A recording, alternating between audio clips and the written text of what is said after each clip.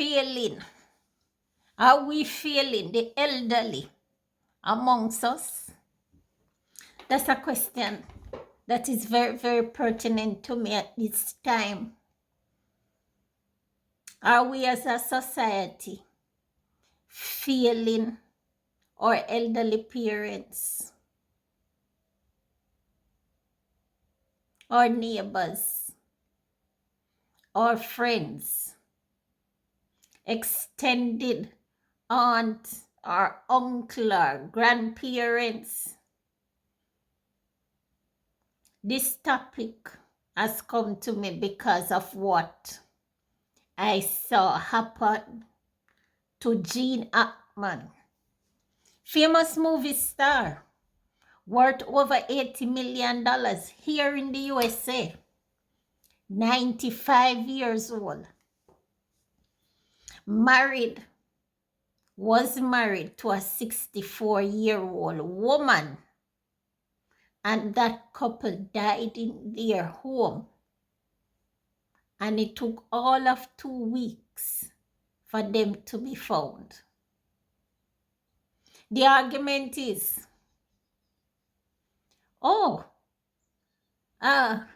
he was in good health. He was okay. He exercised. He ate right. He was okay. This man suffers from dementia. Very elderly. He was 95 years old, as I said. And he had in a pacemaker. And you said he was in good health. He lived alone with his 64-year-old wife, who also had medical issues, because when they were found, there were pills scattered around her, which indicated she must have had some medical condition and was even trying to get to her medication, and fell ill and died. They had neighbors. The man had children, grown children, had an extended family. The woman's mother is alive. She has other family members. And they were living in an upscale community. Tell me, how comes they weren't found earlier? How comes they didn't have any help there with them? They had the money. They had the resources to take care of themselves, to feed themselves, to hire help, could get medical assistance readily, yet still they died in their home, and no one knew that they had passed away until some worker, not a household help, some other help, came by and saw the door open and the man was dead right at the door, like he was trying to get out. It is also said that the wife died before him, because the heart monitor registered when he was last alive. That's how they knew when he died, and figure out that he had died a week after the wife had probably died, and he was probably there without food to eat for an entire week. I am Caribbean.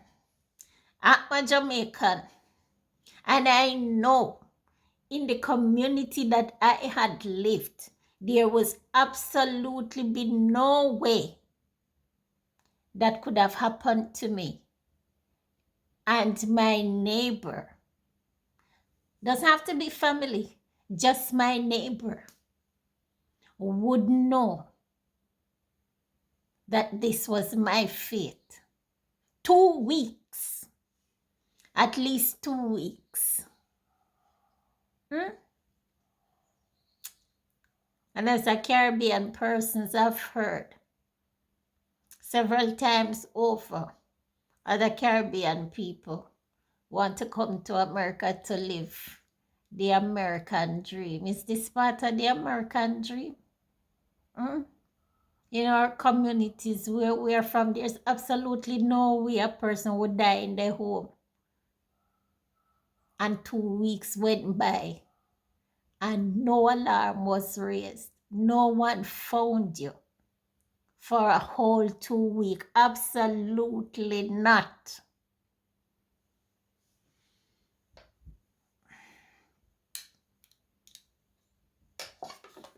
First world countries, they're not a bed of roses as some people make them out to be.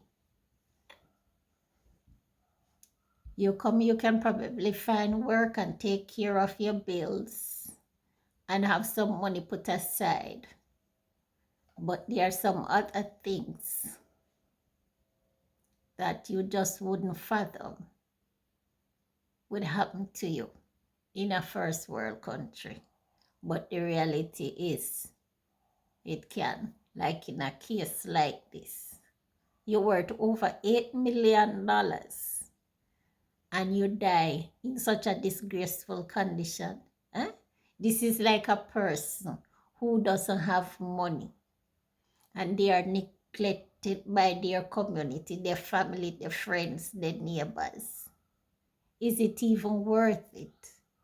All his wealth, they said, was will to the wife.